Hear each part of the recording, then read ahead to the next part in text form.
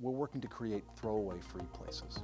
And we're partnering with venues and businesses like our friends here at the New England Aquarium, concert halls, sports stadiums, to get the throwaway stuff out, but not just get it out, to also quantify the impacts of why it's better, and then to engage the visitors and the customers to these places around why they did it and why you would want to go back into your community, your business, and do the same thing. Since the aquarium opened its doors 50 years ago, we've been at the forefront of the ocean's greatest challenges. Today, we are operating in a complex and uncertain time. Our ocean, which is literally the lifeblood of our planet, is changing. Climate change, overfishing, plastic pollution, and other industrial activities are causing irreversible loss to the ocean's habitat and its biodiversity. This is an issue that is deeply personal to me. Its impacts are still being fully understood, but unlike some other issues, it's visible, it's tangible, but it's also solvable. About 5 years ago, I traveled to an island nation in the Indo-Pacific to see manta rays. I'm an oceanographer. When we got to the site, I was horrified by the sea of plastic I had to go through to see these beautiful and majestic creatures. Last week, I was in the middle and saddened by the amount of plastic debris littering the stark and barren desert landscapes. Today was trash day in my own neighborhood, and I know that this evening the sidewalks that I will use to walk home and the drains will be filled with litter that wasn't properly disposed of. I, probably like most of you, can't unsee this pollution any longer, which makes me glad I work at a place like the New England Aquarium, which is uniquely positioned to address this issue through our combined strengths in scientific research, outreach and education efforts, and advocacy for better business practices and policies. On plastics, I see 3 opportunities. First, what we can do as individuals. Second, what businesses can do. And third, what governments can do. It will take a combined effort of all 3 to make the changes necessary to overcome the problem of plastic pollution. Tonight, our panel discussion will be focused on business-based solutions. Here at the aquarium, we're collaborators. We highlight corporations that share a similar vision of creating solutions to plastic pollution that focus on minimizing waste at the start of the consumption chain.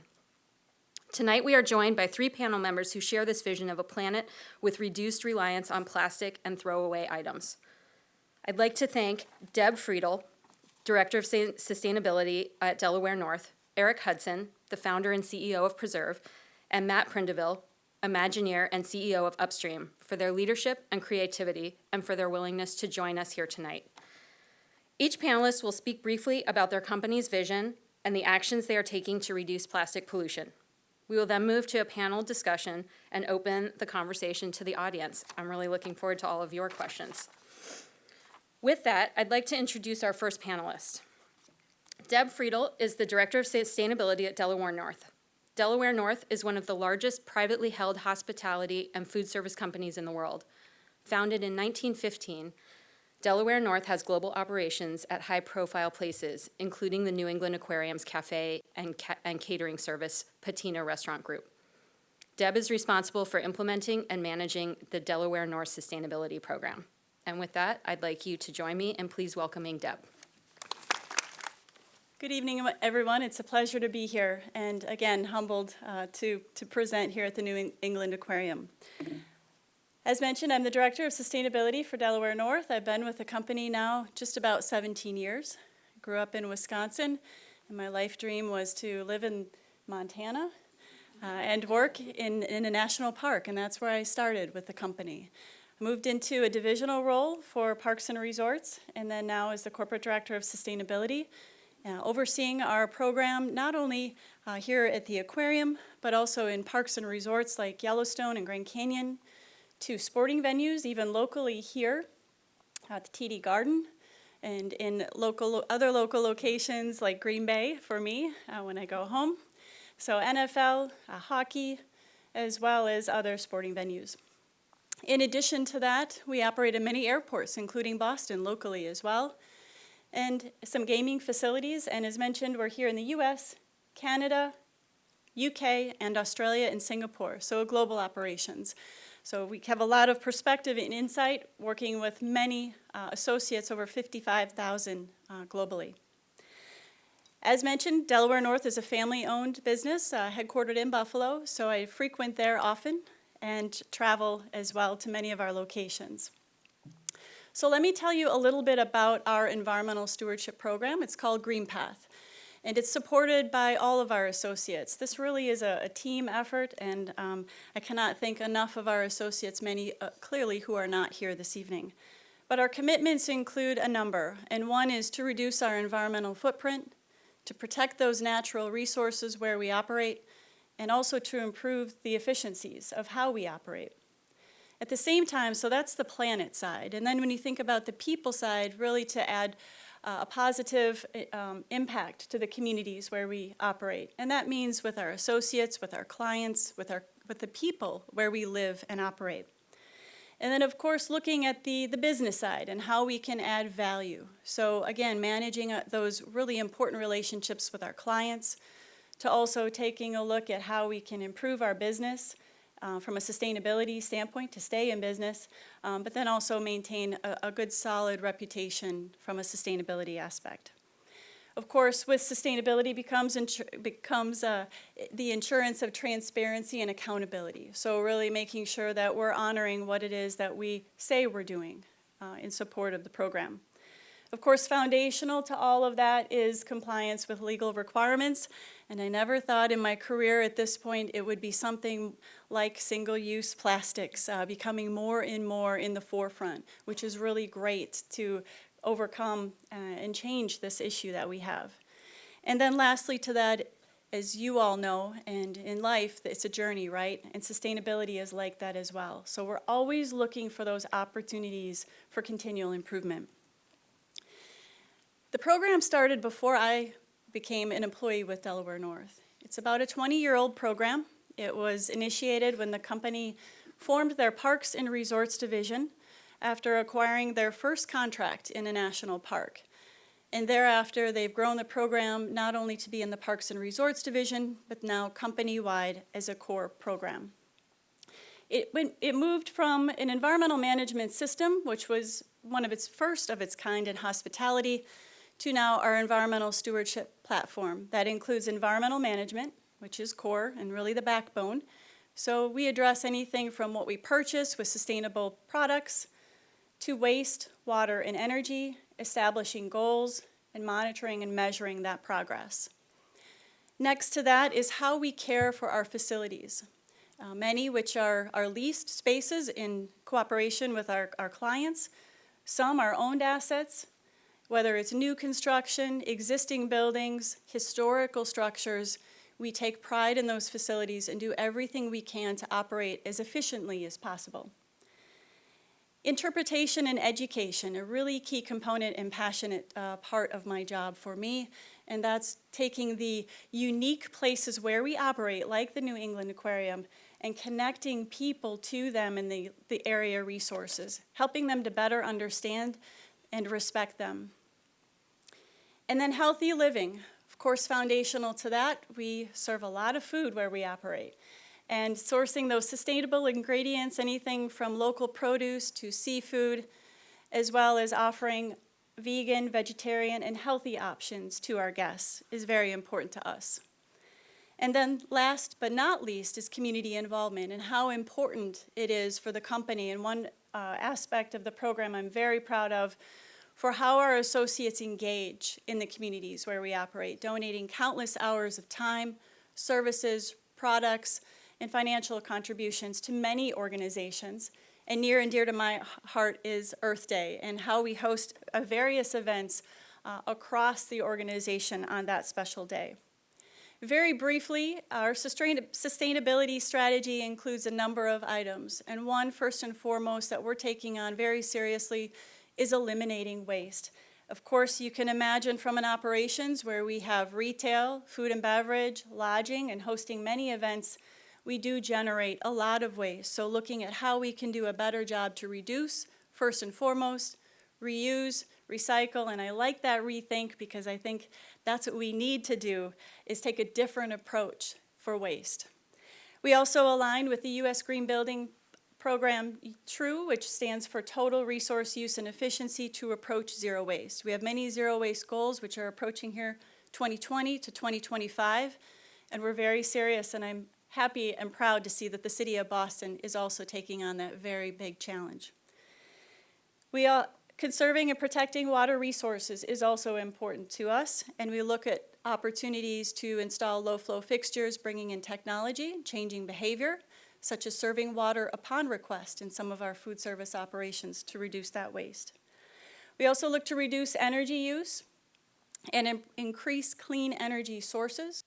Again, looking at the technology and behavior here. Of course, where does it all start? With the responsible sourcing of products and services. So what are we bringing into our operation? And we'll talk a little bit more about that on the panel tonight. But we can really make a difference in what it is we purchase and how we manage that waste downstream from the very get-go. Of course, instrumental and key to all of it is that increase in communications, really raising that awareness and engagement so people can activate and make change. And then again, lastly, of course, a part of that strategy is ensuring compliance with regulations. We recently launched on our website on Delaware North a number of goals that we're super proud of. One in particular is our single-use packaging goal, and that is to source 100% of single-use products from recyclable, renewable, post-consumer content, compostable, or credible certifications by 2025. Currently working with many, including procurement, culinary, operations, and many others to ensure that we're on track to ensure that styrofoam is eliminated from our sourcing of these products, that we're reducing single-use products year over year, and then seeking those certified products, again, with credible labels to help us. And that could be anything from FSC certified to compostable, and then contributing to eliminating PFAS from our packaging as well. Very briefly, I had to show a couple of photos. One we're super proud of here is the last straw.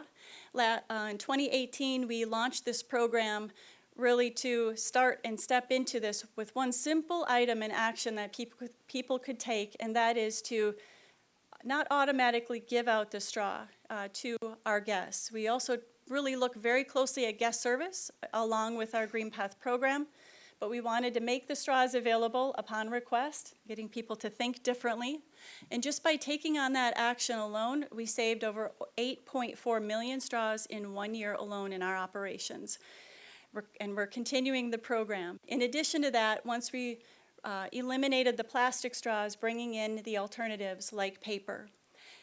So that's one program. Also looking for reusable items like at the Grand Canyon and changing out disposable products in break rooms, to conducting waste audits to get real clear on what it is that we're doing, to partnering with a company like TerraCycle to collect our plastic gloves. We are in the hospitality industry. This is a waste that we will generate everywhere, and looking at how we can take that out of the waste stream through that partnership.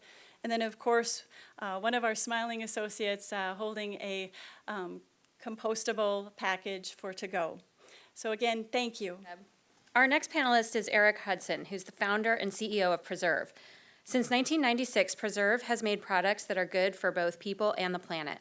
After many years of work in the finance and consulting worlds, Eric's appreciation for the natural world inspired him to apply his professional experience toward preserving the environment. After studying the recycling system at the time, Eric noticed a missing link. More people were recycling, but very few manufacturers were putting recycled materials to good use. With that, please join me in welcoming Eric. Testing. Thank you. Good evening, everyone. Thank you very much for coming. And to the aquarium, thank you very much for having us here tonight to talk about these important issues. We use an incredible amount of things a day and create an amazing amount of wasted stuff. In the United States, it's over 4 pounds per person per day. And the concept of throwing things away is becoming garbage. And unfortunately, a lot of our oceans are starting to look like this. Some of the good news is, as we've talked about, America recycles, and we recycle really well. Sort of compared to other countries, the United States does a really good job in their waste management. We need to do better. But when you ask someone, what do they do for the earth? I recycle is one of the most common answers. And it works. I know there's a lot of turmoil in the recycling industry, and maybe we'll get into that in the panel. But in essence, when you take a yogurt cup and you grind it up and you turn it into a toothbrush, you're using far less resources and creating far less emissions than if you do the same thing out of petrochemical or virgin plastics from oil or natural gas. At Preserve, we've been doing this for 22 years. We founded the company to, in essence, reuse Earth's resources, to take something that has been used before and to reuse it, to grind it up and turn it into something else. We make all of our products here in the United States and actually primarily in Massachusetts. We turn a yogurt cup into a toothbrush and a takeout container into a razor handle. We have 5 categories of products. We have 2 number 1 selling in the $140 billion natural channel. So one of our biggest customers is Amazon or Whole Foods Market. And we've won Best for the Earth from the B Corp certifying agency for the last 7 years. We've also reached out to reach our preservers on the move. So not just delivering products made from recycled materials for their home, but also reaching them on the move. So we launched Preserve single-use cutlery, something we'll dive into tonight. And it's made out of 100% recycled materials. And then we also have, at most Whole Foods markets, our Gimme 5 bin in the lower left, where we take back the cutlery and we recycle it into new products. We have this dispenser at every Whole Foods market, and we're now launching plant-based compostable cutlery and home compostable cutlery as well. The consumer packaged goods space, consumer products, the stuff we use in every day, is a significant area of impact for people, for consumers.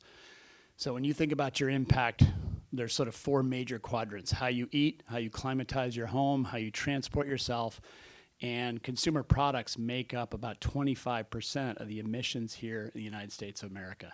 So all the way from the sourcing of those materials to the manufacturing of the product, to the delivery of that product to your home, to the use of that product, to then the recycling or the wasting of that product. So it's a great place to work, and we've been loving doing it for the last 22 years.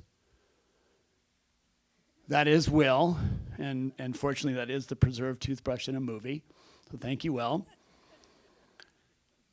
Plastics, right? It brings a sort of a dirty feeling to your brain and a bad taste in your mouth when you hear that word. It hasn't always been that way, obviously, if you remember The Graduate.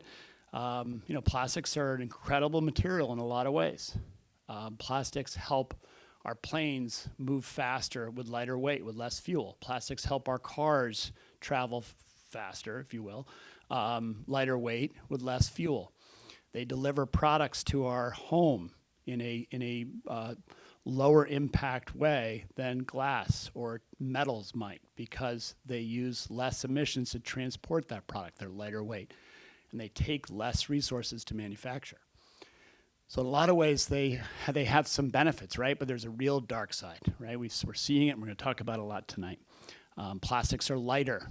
They don't sink to the bottom of the ocean like metals or glass. They float, and they blow around, and they get caught into waterways that then feed into the ocean. What we need to do is create better materials. We need to create material from plants. We need to create material from potentially sequestering carbon dioxide, bringing it in, and actually creating polymers that you can create products with. And we need to create products that can be completely benign if they do run astray and go into the ocean. Something that would marine degrade into healthy carbon versus the toxic pill for our animals. I'm probably getting close to it. I'll wrap up. I did want to just to make an announcement too on another initiative we're actually launching tomorrow or the next day called POPPY, and that's Preserve's Ocean Plastics Initiative, where we're working with a couple of key nonprofits to help collect plastics that are bound for the ocean, that are reaching the ocean, 93% of the plastics that get to the ocean by rivers come from 10 major rivers. So it is approachable, it's attackable. We can understand where it's happening and we can try to make a difference. So Poppy is an initiative where we work with these partners to help collect these plastics and then turn them into the preserved toothbrush and the preserved razor. I have one toothbrush in my hand that's made out of recycled ocean plastics. I just want to end on a hopeful note. We work with two nonprofits, as I mentioned. Five Gyres is one of them, which I think you guys know well. And they have done some great research related to the harmful effect of plastics in the ocean, but they have a recent hopeful statistic, which is if we reduce the plastics that are going into the ocean by 20% every year for the next 7 years, we'll get back to a level of 1990 levels, which they consider a level of homeostasis, where in essence, the ocean would generally be able to deal with the plastics that are going in. It's a far better place than where we are today. I look forward to the panel. Thank you. Finally, I'd like to introduce our third panelist, Matt Prindeville, Imagineer and CEO of Upstream. Upstream is a national nonprofit organization sparking innovative solutions to plastic pollution. They work with entrepreneurs, policymakers, and culture hackers to make throwaway go away. Matt is a recognized thought leader within the plastic pollution community and advises the United Nations Environment Program on their plastic pollution strategies. Please join me in welcoming Matt. Thank you so much, Kelly, for that nice introduction. And thank you folks for coming out tonight. Really appreciate you being here. So I want to start with a question. And if you will indulge me, I would love to see a show of hands. How many of you can remember when people used to smoke on airplanes?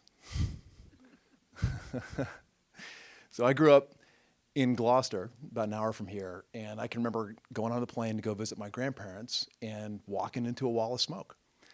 And I can also remember that this was the time that when you went into a restaurant, they would ask you if you wanted to sit in the smoking section or in the non-smoking section, right? And one of the things that I distinctly remember from childhood is that in my elementary school art class, we used to make ashtrays. That's crazy, right? This is what we did for fun in the 70s and 80s. And it was all completely normal back then. But it's decidedly not normal for my kids. And I meet kids today that don't even know what an ashtray is, because the norms around what's acceptable and not in our culture around smoking have completely changed. You know, we've gone from almost half the population smoking to less than 13% in my lifetime. So how do we create that same kind of cultural sea change around single-use plastic and other throwaway stuff? At Upstream, you know, we work to spark innovative solutions to plastic pollution, but for us, the problem isn't just plastic. It's really the throwaway culture that is driving plastic pollution and a whole host of other problems. And I want to share a story from today that I think helps to illustrate the problem. So this morning, Kelly and I were on our way to meet with Councilmember O'Malley to talk about an ordinance that we're working on right here in Boston. And on our way there, we decided to pregame at this hipster coffee shop about right across the street from City Hall. And we walk in and it's like, you know, beautiful brick and high ceilings and cool lighting and funky little couches and $5 cups of coffee. And I'm standing in line and I look behind and I say, oh, good, they've got, you know, real mugs and real glasses behind the counter there.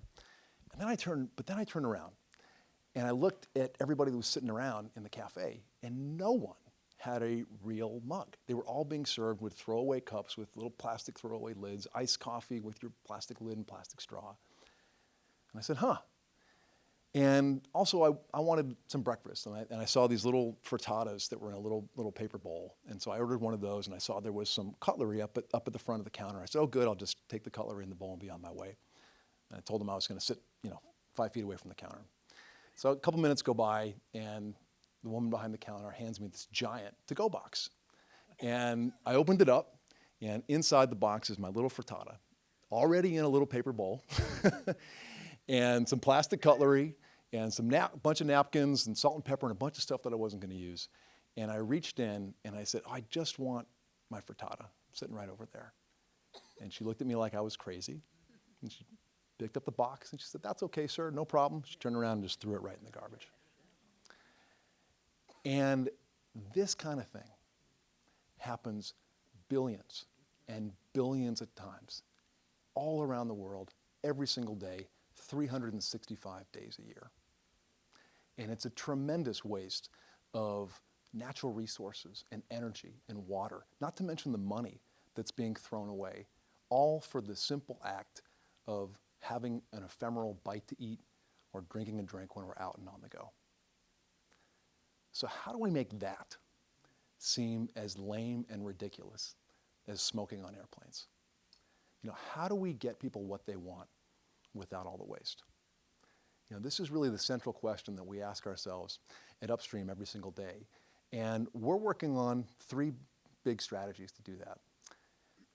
Number 1, we're working to create throwaway-free places.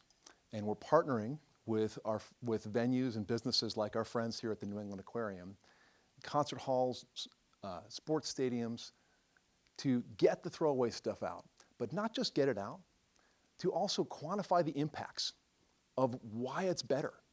And then to engage the visitors and the customers to these places around why they did it and why you would want to go back into your community, your business, and do the same thing. And our second big idea is to take this throwaway-free concept to an entire city. And we've developed an ordinance that makes it that when you're sitting down to eat at a restaurant, doesn't matter if it's McDonald's or Shake Shack or the cool new fast casual restaurant that's coming down the pike, you're going to be served on real plates with real cutlery and real cups. And it helps to pave the way for reuse businesses to come in and provide those same services for to-go. And this is blowing up all over Europe, and I'm going to give you a couple examples. So if you're in Hamburg, Germany, and you walk into a coffee shop at the beginning of the morning, you get a cup of coffee, and you realize you forgot your reusable mug, you can rent one for €1. And later on that day, if you're in a different part of the city at a different coffee shop, you turn in the dirty cup of coffee, they give you your next cup of coffee in a clean mug, because you've already paid that deposit, and every single coffee shop in the city is using the same system. If you are in Zurich, Switzerland, and you decide that you're going to order it's Wednesday night, you're going to order Chinese food, and then Friday night rolls around, you decide to order Indian food. Well, on Friday night, you can give the delivery driver your dirty box from Wednesday night, and they're going to take it back. It's going to be picked up by another business that's going to clean all those dirty boxes, wash them, put them into service the next day. So policy and community reuse businesses are the second big idea. And then the third one, and I'll say this in close, is really around how do we use the power of social marketing to start cultural conversations around getting rid of the throwaway stuff. How do we make it weird, lame, uncool, something we want to leave behind in the 20th century? And I think many of you have maybe been exposed to some of the incredible campaigning that was done around straws. And I think a lot of us were blown away at how quickly that took off. And when we dissected it, what we learned was that we pretty much nailed the call to action. And the call to action was simply this: next time you're in a restaurant or a bar and you order a drink, say no straw. And what that does is, A, it starts a conversation between you and the restaurant, but more importantly, it starts a conversation between you and the people that you're with. So if I'm out with 3 or 4 friends and I say no straw, one of my friends says, oh, that's interesting, Matt, why no straw? And now we're in a conversation about plastic and the environment. And then the next week, he's out with 3 or 4 different friends and he says no straw, and it happens again and again. And so if I could leave you with one thing, it would be this. When you leave here tonight, talk to your family about what you learned. Talk to your friends, talk to your neighbors, talk to the businesses you frequent, talk to the politicians that you vote for. Engage them on this issue, because these kinds of conversations are the things that actually change culture. So we can create a world where, just like my kids can't remember what it was like when people used to smoke on airplanes, we want their kids and kids born today to not remember what it was like when we threw everything away. So thank you so much, folks. It's really an honor and privilege to be here with all of you. Thank you so much. If at any point in time you can't hear us, just shout out, let me know, and we want to make sure that everybody's engaged throughout this entire thing. Thank you all so much. I loved hearing each of your presentations, and I actually really love in hearing each of this, I feel like there's some really nice things that we can explore together here. As I'm immediately going to, they were sent some questions ahead of time, and I'm already going to jump to a different one because I want to explore a question about kind of the economics of this issue.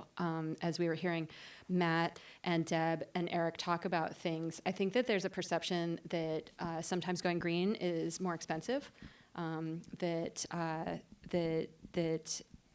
this is a harder choice. And so in the business experience from what you all are doing at Delaware North to what you are doing in terms of creating new products from recycling, and then also in the throwaway free space, does this have to be a more expensive option?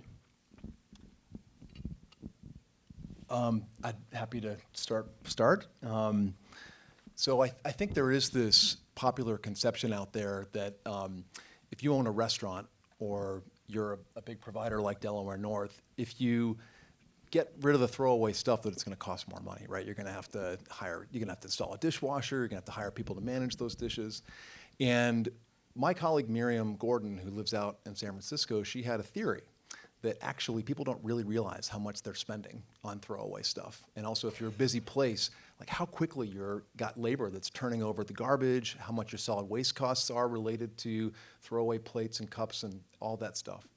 And so she had a hypothesis that she wanted to test. And she started an initiative out there called Rethink Disposable.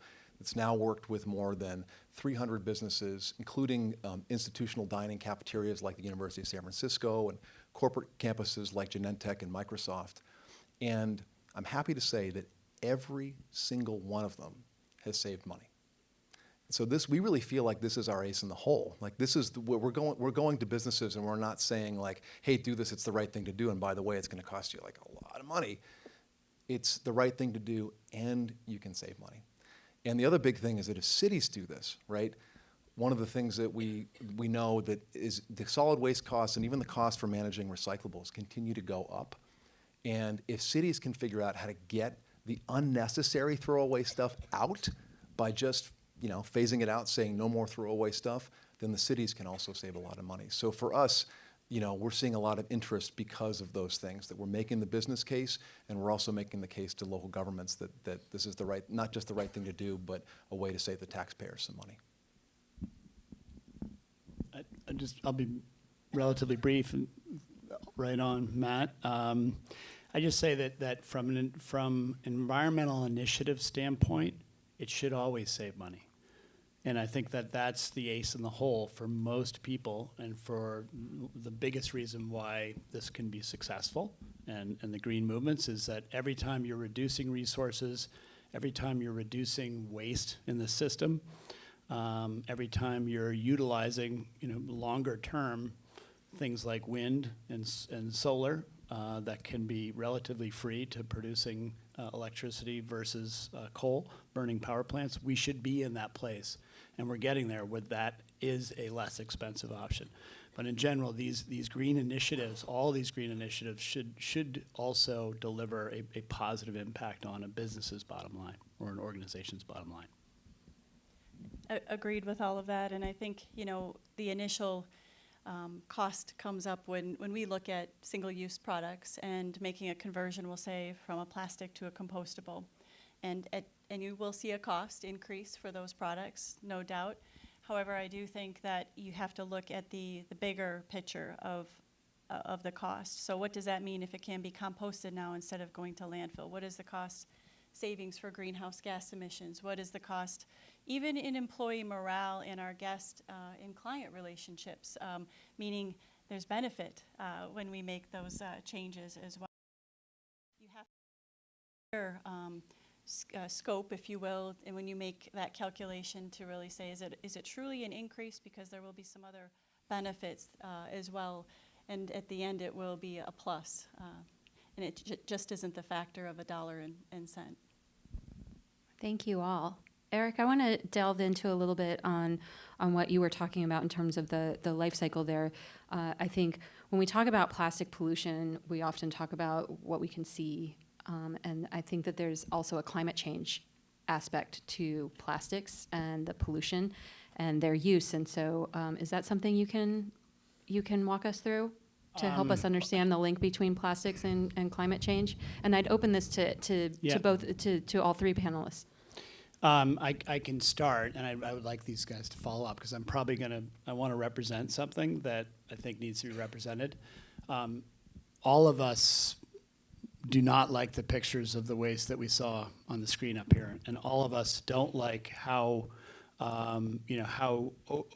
much we're using single-use items and how much we're throwing things away. In addition, we also need to think about the full life cycle of a product that we use. So how it's created, how it's packaged, how it's brought to you, how it's used, how it's consumed, and then how it's tossed. I think I don't want to hold it too close, but so I also want to say that sometimes plastic can be the best choice. So I got to get that out. So if you're housing a yogurt cup and you're making it in California and you're shipping it to Boston, you don't want to house that from an environmental footprint standpoint, from a global warming carbon footprint standpoint, in glass or metal, which is heavier and uses more resources to make than a thin-walled plastic yogurt cup. Our friends, Preserve's friends at Stonyfield Farm, did a fantastic LCA study on a yogurt cup back in the early 2000s with the help of University of Michigan. And they proved out through this life cycle analysis, this scientific approach of looking at the full impact, that it was best to go to a polypropylene cup versus a high-density polyethylene cup. So they went from the 2 cup to the 5 cup because they could be thinner walled with that number 5 cup. And that was even if that cup was less recyclable than the number 2 cup. So, and they looked at glass, they looked at paper, and they realized that this was the best way from an environmental footprint standpoint. So I want to bring out that side so that we have that in the discussion, that oftentimes, a plastic package can be the lowest carbon footprint, the lowest greenhouse gas emitting solution to house that product. And we need to find better solutions to taking care of that product when it's done, and in the circular economy, regenerate it into something else that can be, in essence, reusing the resources that were captured in that cup. But we need to do it in an efficient way that's also having as low a carbon footprint as possible. Do either of you want to follow up on that? I just briefly, I think, with plastics being derived from fossil fuels, many of them, mostly, that when you think of a plastic item, again, think of the entire life cycle and think of end of life and disposal as well. So even when that plastic item breaks down into smaller pieces, that surface area increases for that item and continues to increase with off-gassing, which will continue for quite some time. So that does contribute to greenhouse gas emissions and climate change. I don't really enjoy talking about the problem side of this stuff because I feel like you guys get beat over the head with it every day in the news, on social media, and it's not just this problem, it's all the other problems the world's facing, right? That being said, I'm going to drop what I think is the most depressing statistic about our current state with plastic production, with plastic pollution, and that is that the production estimates right now they're estimating a 4-fold increase in plastic production over the next 25, 30 years. And right now, about 40% of plastic goes to packaging, and about half of that is for single use. And so unless we change course, things are going to get a whole lot worse.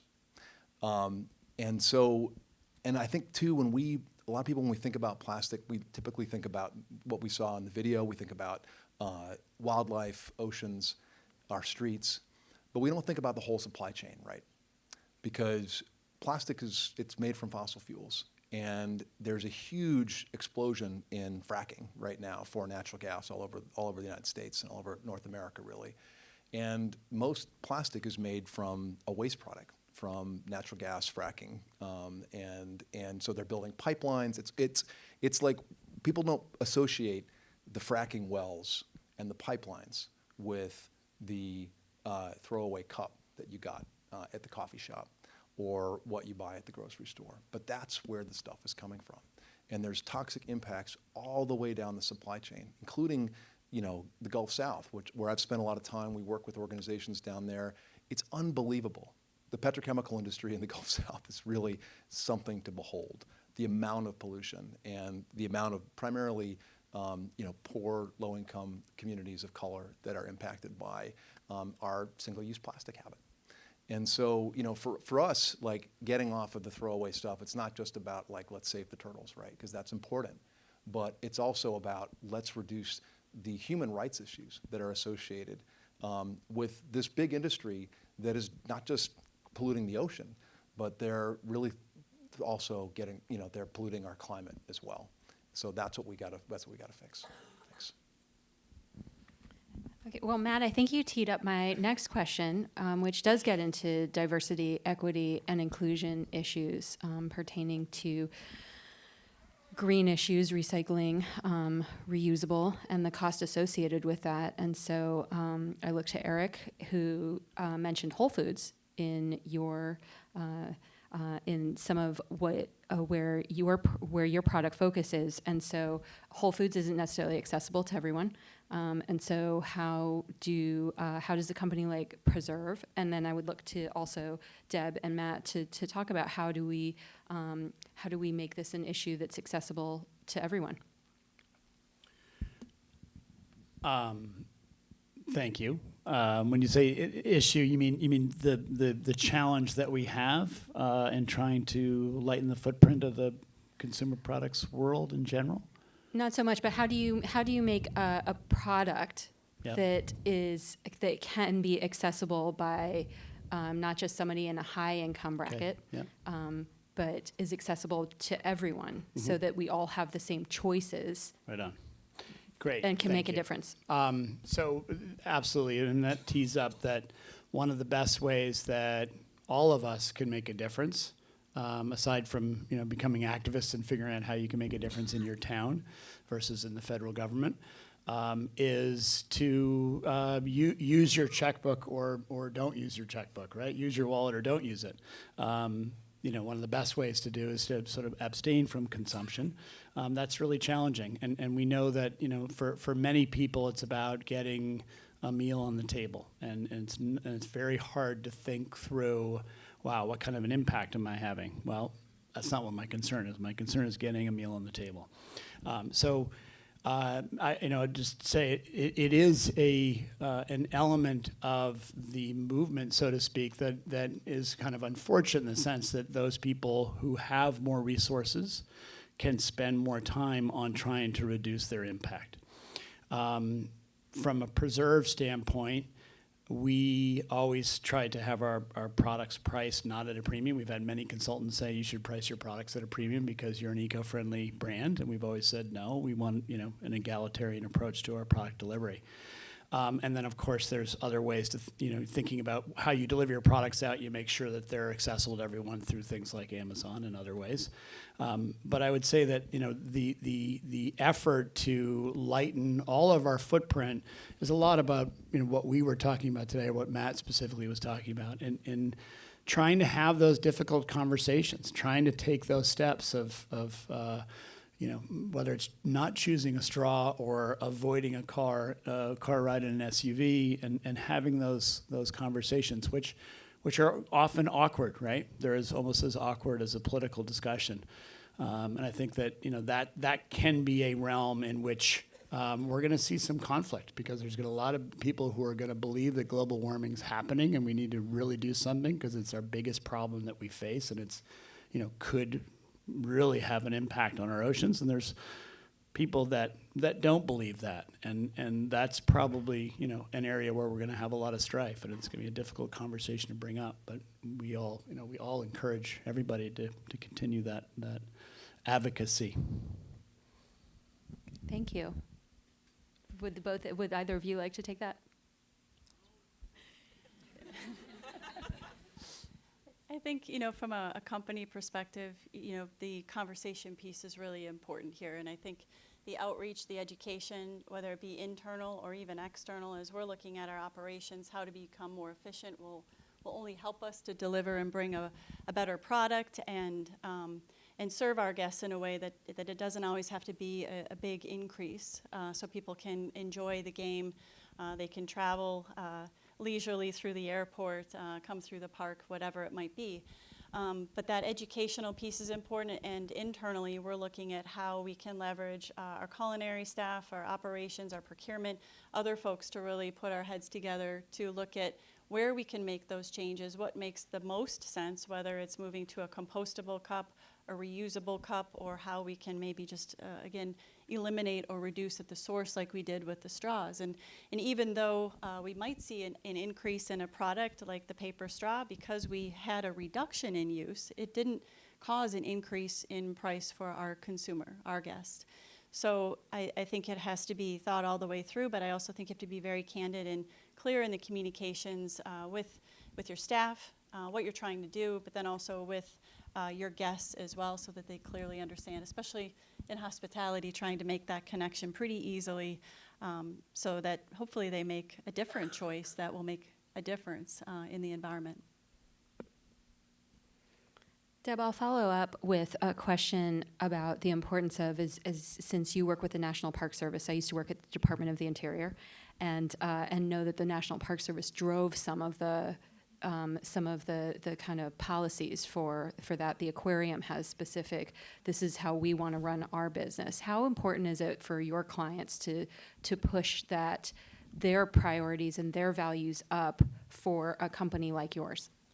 It's very important, and in fact, the alignment between Delaware North and our clients, it's very much together when it comes to sustainability. So when we look to concession contracts, for example, and many contracts, they're asking more from a sustainability standpoint, which I think is fantastic, and the company delivers on that. We commit to it in our responses about our Green Path program and what it is we will do.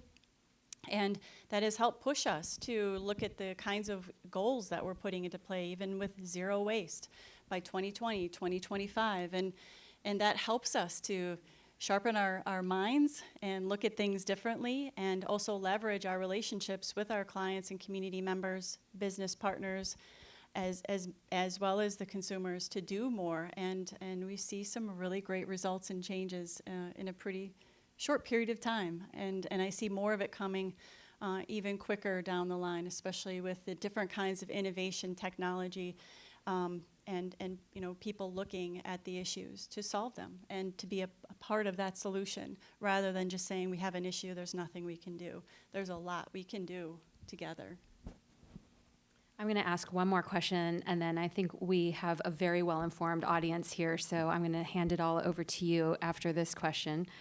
Eric, you opened the door to talk about recycling, and I want to add composting to this question in terms of, I think, as you said, when asked, and we asked this question here at the aquarium, what are you doing to help the ocean or the earth?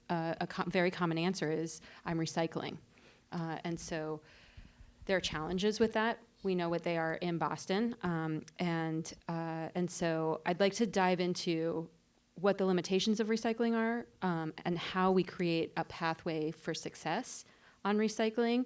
And I think some of Upstream's work has shown that there's going to be some similar challenges on the composting front for the types of materials that we're using to replace single-use plastics. So I'm going to open that up for a recycling and a composting kind of question to allow you all to explore and share some of what you know with the audience.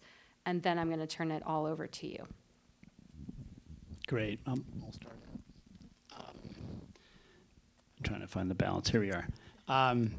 So the recycling industry right now is in turmoil, and we can't dive too deep into that because it would be a long conversation. In essence, they call it the Chinese wall, but the wall went up, so we can't export as much of our stuff, our waste, over to Asia. So in essence, that's flooded the recycling industry, and the positive side is the MRFs and the reprocessors have had to focus on what they do well and just say no. So I think for about a year they were getting all this stuff they didn't know how to deal with, and they tried. But in essence, I think what it's going to flush through is specialization and reprocessing that focuses on the right materials for the system or the technology that that company has. I also think it's led to towns to take action to refigure their recycling programs and understand what they do well, and maybe say, you know, unfortunately we can't recycle this for a while until we figure something out. An island community can be particularly good at this kind of sorting and this kind of communication to consumers about what the best way or what to recycle, and also what the best materials are to provide to their community so that it is composted or it is recycled. Nantucket is particularly good at this. I was just going to close with composting. So composting is definitely in a status, a state of figuring things out. There's a lot of things that are going into composting streams that aren't necessarily what composters love. Our goal is to be the compostable cutlery that composters love. So you go out to these composting facilities and they'll walk through these piles and they'll say, well, this doesn't compost, and I don't want people to use that anymore. So in a lot of ways, you know, it goes back to the consumer to say, our preservers, to say, you know, what is this stuff and what does my town do with it? Or what does this organization do with it? And oftentimes as a business, we find that some of the businesses that we talk to, they don't really know what happens downstream. They know that they're sourcing plants, and that's better than petrochemicals, but they don't know the next step. And it's great as consumers to understand what that next step is, whether it's in your town or the business that you support, or the previous steps. Again, we talk about the full life cycle. So I think that, you know, as consumers, as recycling consumers, really thinking this through and researching and understanding what's happening with the materials that you're trying to reprocess is a very helpful step for businesses to try to take action to make a difference as well, and communities.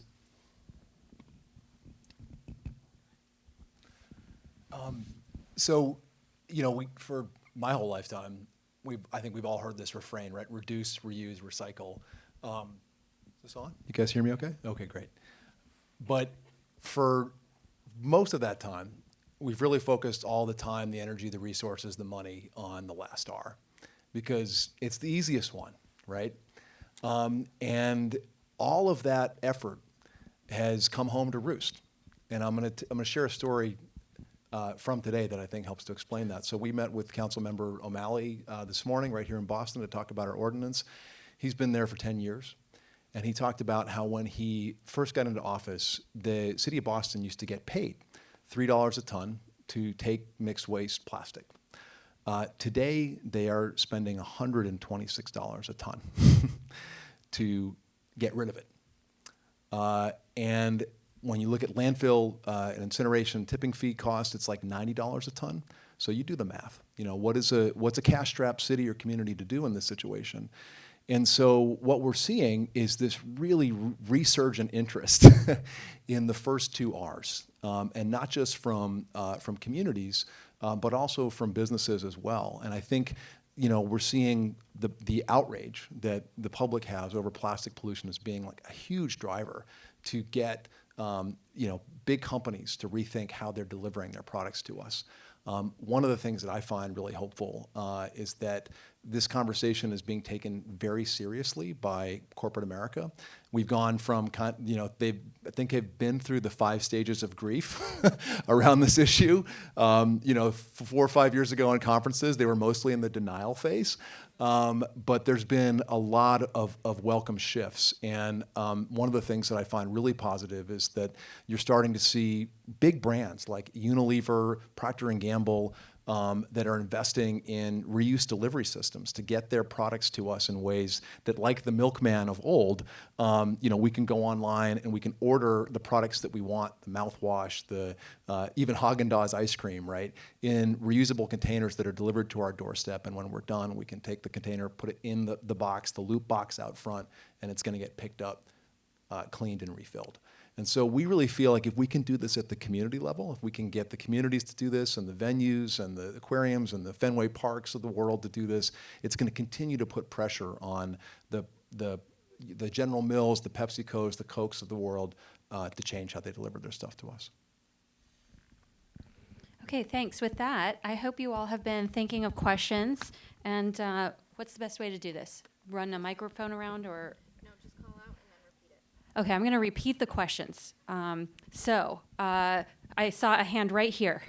Thank you. I'm very pleased that you mentioned Nantucket. I'm here from Nantucket. We are starting to take a different approach in that corporate model seems to make the consumer responsible for proper disposal of these products.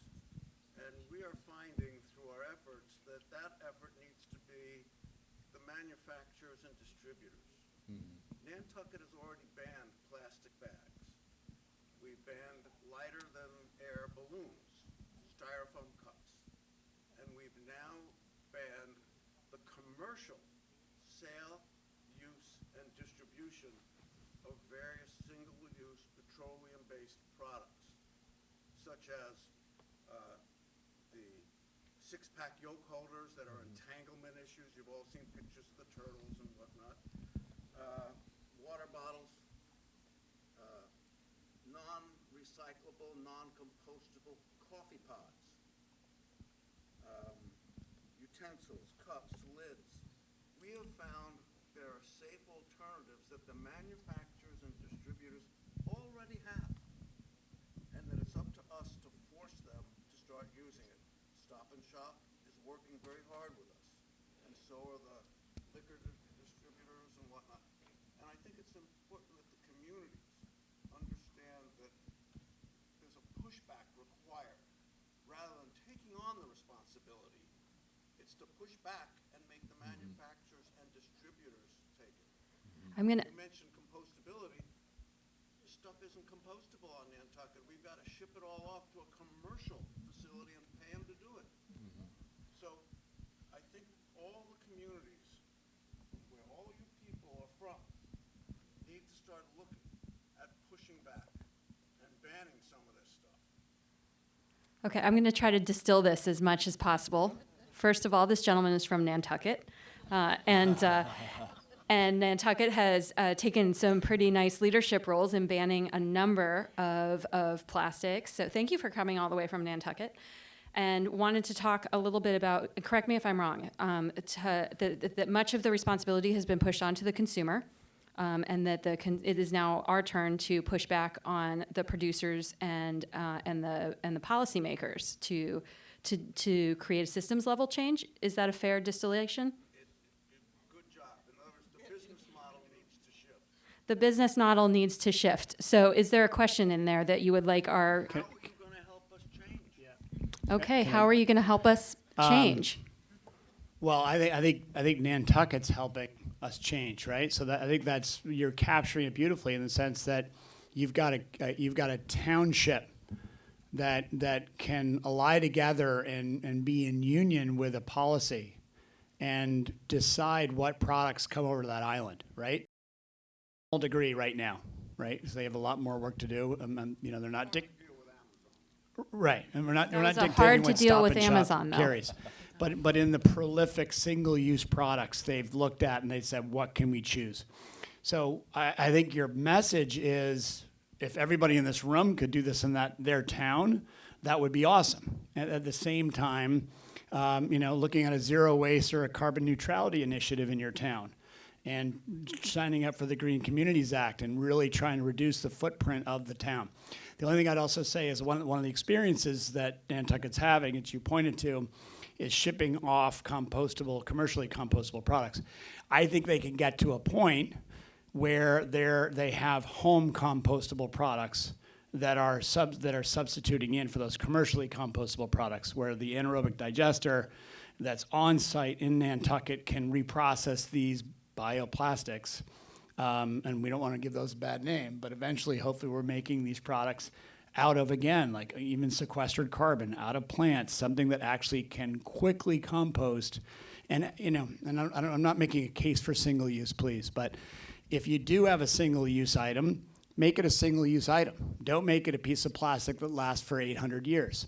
Make it something that's actually going to go away after one meal. And again, hopefully lower impact in general. I mean, there's also a lot of great life cycle assessments that look at reuse versus single use, and using that science behind making those decisions of what is having the least carbon footprint. But again, Nantucket's a fantastic model. Would either of you like to also address that? Yeah, an example for us too, we've had some challenges composting where we operate, even in some urban locations, some are rural. I'll give you a quick example. We have a zero waste goal in Shenandoah National Park, and we had a composter there that was available to us, and then all of a sudden one day went out of business and really switched things up for us. In addition to that, the recycling market tanked at the same time. And here we are on a path that seemed pretty good in how we were, diverting our waste and even managing, reducing our waste to, oh no, what are we going to do? We have contract commitments and we have goals to meet. So the company took it on themselves to explore some options, and we found a composting unit.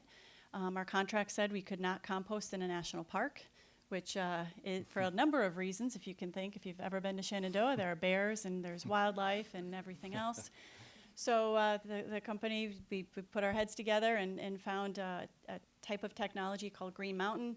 It looks like a Connex box, and not only were we able to take the food waste and the food scraps, but also the compostable products, the single use that we had, and continue the program. We also had a stable operation up there with manure and hay and those kinds of things, which also serves as a good feedstock for the food for the compost. And we diverted in 2018 now over 135,000 pounds of food in the single-use compostables, as well as over 35,000 pounds of manure. And we were able to do it on site. We got the approval from the Park Service to get this equipment, to install it and monitor it. And that was a huge undertaking for just a location, but also looking at how we can do more of that. And we needed kind of a pilot and almost a case study to show that it could be done. But that was a pretty significant lift. And then also using and being responsible and managing that, installing solar to power it. So really trying to figure it out from kind of beginning to end. So it's a challenge to us too, and we really appreciate the fact that you've done so much with the bans, but also continue to push on the manufacturers, businesses, and policymakers to make that change. You're doing great with that. It's a lot of work. It is hard to push back on what corporate America is pushing down on communities, right? It's just really hard. And it's not to demonize them. I just want to be really clear about this. This is a model that came out of World War II. Like planned obsolescence. We could have a whole night just talking about the consumer product economy and how this idea of disposability is something that has been marketed to us and pushed on us. And a lot of the time, you don't have a choice. You don't want to buy something that's disposable or in plastic, but you're hungry. And that's all there is when you're at the convenience store or at the grocery store, or you're out to eat with friends. And so part of it is like we need to create the cultural conditions that shift that really say to the big companies that we're not doing this anymore. Community's not doing it anymore. The public doesn't want it anymore. And those are the things that really start to send those signals that create those shifts. I just want to speak briefly about compostable packaging, because I didn't get to the second part of your question, and this is relevant. So we work all over the country. I should mention we're a nonprofit organization, not a business. So if you want to find out more information about us, you can go to upstreamsolutions.org, and you can learn more about what we're up to. But we do a lot of work on the West Coast, and they've had composting systems in big cities there for over a decade now. And composting is amazing. We got to be doing it. Like, absolutely, we don't want to put food scraps in a landfill or send them to an incinerator. That's dumb, right? But there's been kind of, just like there's been wishful recycling, like, oh, if it's plastic, I put it in the blue bin and something good is going to happen to it. There's a lot of wishful composting as well. And the wishful composting hasn't been so much from you guys. it's been from the businesses themselves that are putting a lot of stuff out into the marketplace that doesn't actually compost. And so you've got composters all down the West Coast that are saying, no more compostable packaging. We don't want it anymore. Doesn't provide any nutritive value to the compost. It's some of the stuff is toxic. Other stuff is not composting. We can't get high value for our compost. And so there's a real big pushback. And our philosophy is that composting is critically important, and recycling is part of the solution as well. But let's get rid of all the unnecessary stuff that we're loading into recycling, that we're loading into composting. Let's actually pay attention to those first 2 R's before we try to recycle our compost stuff at the end of pipe. You know, I believe in a future where, 10 years from now, 5-10 years from now, you guys are gonna sit down here in Boston, there's gonna be no more throwaway stuff. You're gonna go to Fenway Park, throwaway stuff's gone. You're gonna have reuse businesses that are providing to-go services for cups and to-go containers. Like, I can see it. It's already happening in Europe, and it's starting to come here. People are excited about it. But there is still gonna be a role. I live in rural Maine. We're not gonna set up a community reuse system in a little teeny community out in the mountains, right? There's gonna be a role for compostable packaging, but we wanna make sure, A, it's not toxic, that it's nutritive, and that it actually becomes compost. And Eric's company is working on those kinds of solutions. I'm going to head over to the left side here. Well, left to me. Let's see. How about right here?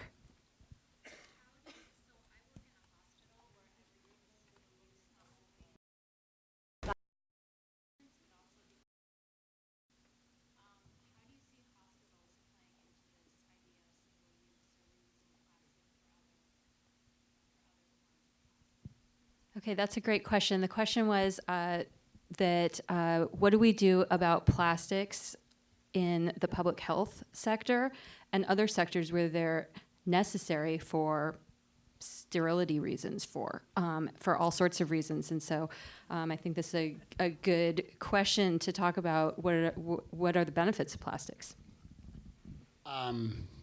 Thanks. I'm not going to, right on. So there are a lot of plastics in the medical industry because of the benefits of plastics. We get calls all the time about how can there be a better recycling solution in the medical industry. And it's really hard to tackle. And I'm, I don't want to sum it up by low-hanging fruit, unfortunately. There's so much regulation about what needs to be used and regulation about what can be recycled. So it's a really difficult place. So, it definitely needs new systems thinking about the reduction of waste and if there's any reuse opportunities there, but there certainly, could be a full diagnostic assessment from a big consulting firm to say, okay, you got to cut out, 30% of your waste because it's costing you money and you don't have to do it. And we need to influence the FDA or policy as it relates to the requirements that you have to abide by, like you have to put a new set of gloves on every time you do a task. But it's a really difficult space, and unfortunately, I feel like we made a conscious decision at Preserve to not take that on. I know that TerraCycle, as you mentioned, does some recycling of gloves, or you mentioned, sorry, and that's fantastic. And I'd love to learn what happens to gloves afterwards and how that can be reprocessed and reused. But it's a great question. All right, yes. Actually, I'm just going to do this. Okay. So I just delivered a presentation on the fashion industry and its effect with global warming, and I wanted to know if the two corporations here have thought about what the uniforms of their workers are making, because it's most likely made of polyester, which is derived from crude oil. And so I want to know, because those microplastics enter our ocean when they're washed, so I want to know if they're taking any initiative on that. Are you guys taking any initiative on textile production? And I'll add synthetic dyes to that, because they are also made out of plastic. Well, I think that's an awesome question. I think the first thing you also bring up is that clothing is one of the most impactful industries we have, and fashion is killing it, right? So the fact that we all are slaves to fashion, look at my garb, right? The shirt's at least 20 years old. means that is an incredibly impactful industry. And just bring up another, the palm oil industry, the palm trees that are grown to produce palm oil to go into formulations. Those two are extremely significant. So we're not in that business, and I would just point to our friends at Patagonia and other companies that are doing creative things to reuse Earth's resources, but in essence make things out of recycled materials to make those garments. And also doing great, huge, full-page ads in the New York Times saying, "Don't buy this jacket," which was so awesome. Basically, Yvonne Chouinard and Patagonia saying, "Don't buy our stuff. We don't want you to consume any of your stuff if you don't need to. Please don't." So as a consumer products company saying that was awesome. I'm not getting into the sort of the toxic effects of the manufacturing and the disposal of clothes, but it's a huge problem, and the impact of making all those clothes and all the clothes that we use. Well, today I met a vendor at our retail show in Buffalo, New York, who is involved with upcycling, and they are making clothing from used sports shirts and jerseys to make some really cool pieces of clothing. I met this vendor and it said sustainable fashion, so I was automatically drawn to it to take a look at what they had to say, because of the fact that the fashion industry has a huge impact on the environment. And spoke with them and looking to them to possibly bring in and test some of their materials where we operate to provide a different kind of option for clothing. And then I think, just in general, from a society standpoint, I think our internet has helped us with the fact that you can upcycle and resell some of your clothes pretty easily across the globe, which is great, I think, today, especially for those of us who may want to be a bit fashionable but don't want to have to buy something new for a number of reasons. And then I think also the post-consumer content that Eric mentioned too. I think you have to be real thoughtful about looking and turning over the label and finding out where it's made, what is it made from. And I think the plastic bottles and repurposing that into some really durable clothing, and we've looked at that. For some of our uniforms, we're still working through that process, but great products that are out there today that will last the true test of time. Okay, we're heading back to the middle here. Let's see, way back. Nope, the one that you just turned around, yep. Citizens do to increase accessibility to recycling, composting, and reusable products in low-income communities in the U.S. and abroad? Okay, what can we as consumers do to increase accessibility to recycling, composting? I'm not sure I'm going to get the whole list, but both domestically and abroad. Did I get it? For low income. For low income communities. Thank you. That's a great question, first off. Lots of low-income communities don't have access to recycling, to composting, to healthy food, to a whole host of needs and desires that those of us that live in more affluent communities have. Also, low-income communities and communities of color, especially around the country, are the ones that bear the biggest brunt of pollution from our system. So all the petrochemical pipeline that I talked about, as well as the waste disposal, waste incineration, landfills, incinerators, those are typically in poor communities. And so, one of the things that we're doing at Upstream is we work with a network of organizations. It's called Break Free from Plastic. If you go onto the website, breakfreefromplastic.org, it's a network of more than 1,400 organizations that are working around the world. There's 300 partnering right here in the U.S. And on our steering committee, we have people from the communities along the Gulf South that are getting polluted by the plastic supply chain. We have folks that are fighting pipelines. We have folks that are fighting fracking wells and the expansion of fracking all over the country, and fighting waste incinerators. So we have over half the steering committee are people that from these communities. And one of the things that we're trying to do is really connect the issues that they're fighting with plastics. And one of the things that is also, again, I mostly want to give you guys messages of hope and not depressing stuff. But one of the things that's really depressing is that this whole plastics explosion that I talked about, especially that's happening here in the States, it's all for export, all of it. It's not for use here in the United States. So that fourfold plastics production increase, it's all for export.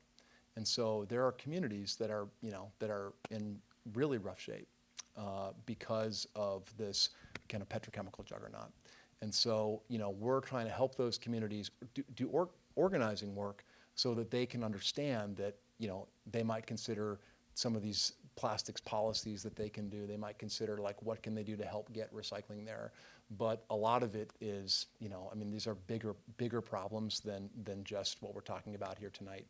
And so there are lots of people working on it, I guess, is the message of hope. And there's lots of people now that are trying to connect the oceans all the way upstream to these low-income communities that are on the front lines of the problem. I'm actually going to add something in terms of the international aspect, which is just last week, Pakistan, the entire country, banned plastic bags. Kenya has done this. If you are in possession of a plastic bag in Kenya, you can have a $40,000 fine. Okay, these countries are way ahead of us. So kind of in the international space, there's some really interesting things going on. We have time for one more question. I think I went middle, so I'm going left here. And let's see, I like this because I can just hand off the microphone. Thank you. Before I ask my question, I'll just preface that I'm a cancer biologist, and after tonight's talk, I'm definitely going to try to stretch my gloves a lot longer. But this should be a quick question for Eric, I believe. He had a slide about the Geyers research project, and I just wanted to know that if by decreasing the amount of input we're putting into the oceans, how does that decrease the total amount of plastic in the oceans? I didn't quite get how the decrease in input decreased total amount, so that's my question. That's a great question. And with the caveat that I haven't met with the Five Gyres since they shared this with me, so they travel the world, and we haven't yet sat down and really diagnosed it. But I think the answer to the question is, and it's unfortunate, is that the ocean processes things, and right, that's where you picture where the little flakes of plastic end up, and we know the answer to that in our fish and in our food. So I think that's the answer, is that if we reduce the flow by 20% every year for the next 7 years, we really do get back to a 1990 level of, and I don't know how much they included microplastics in that analysis versus the plastics that are evident. So it's a great question, and I'll dive in with them when we meet.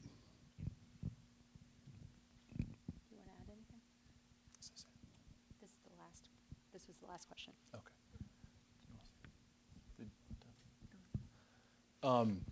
So Marcus Erickson from the Five Gyres Institute is a close friend of mine, and we partner on a lot of different things together. And he describes this age, he's a scientist, and he describes this age as the Plasticine. Some of you may have heard the Anthropocene. He likes to call it the Plasticine. And he says, future archaeologists are going to look back at this time in history, and they're going to see all this crazy plastic everywhere, and they'll be like, what were these people thinking, right? But if we can stop using plastic, as Marcus says, we got to stop the stupid stuff, right? If we stop using plastic for all these single-use items that we're just using once and throwing away 5 minutes later, we really can solve this problem. And I want to leave you just with one other story. I forgot that the second part of your question was really about international. And so one of my very good friends in this movement is a fellow named Froilan Grate. He lives in the Philippines. And we brought him in to speak to some funders here in the West about the project that he's working on. And they're going into communities, and many of you probably seen pictures on the internet of places like this where the plastic thing is just, it's unbelievable. You're wading through plastic in the streets. And what they do is they go into communities with organizers, and they help these people that are called waste pickers. These are the folks that literally pick through the mounds of garbage to find the valuable stuff and pull it out and try to make a living doing that. They convert them into solid waste sanitation employees. And they're doing it with the very complex technology of a cart, where these folks, instead of like pouring over giant piles of garbage, everybody like hauls their garbage and then dumps it in a heap. They're now going door to door with these carts. They're collecting compost, they're collecting the recyclable materials, and they're achieving 80 to 90% diversion rates in these communities that used to be like just the worst possible plastic pollution nightmare you can possibly imagine. And so, you know, at the end of Freud's story, some of these American funders were like salivating. They were like, wow, that's amazing. Like, you know, how can we throw money at you to you know, help solve this problem? What does that cost? And he said, oh, well, for a city of 15,000 people, a community of 15,000 people, it costs about $1,000 US to do this, you know? And I mean, I just like, my jaw dropped. And, you know, the kinds of things, the kinds of community solutions, not like necessarily like, you know, big Western, you know, we're going to throw a bunch of money, we're going to build a waste incinerator somewhere in the Philippines or in Indonesia, but the solutions that the communities are coming up with and people in those communities, it's beautiful. And if I could leave you with something, it would be like, when you leave here tonight, what can you do in your own community? How can we make these changes in our own community? So thanks very much, folks.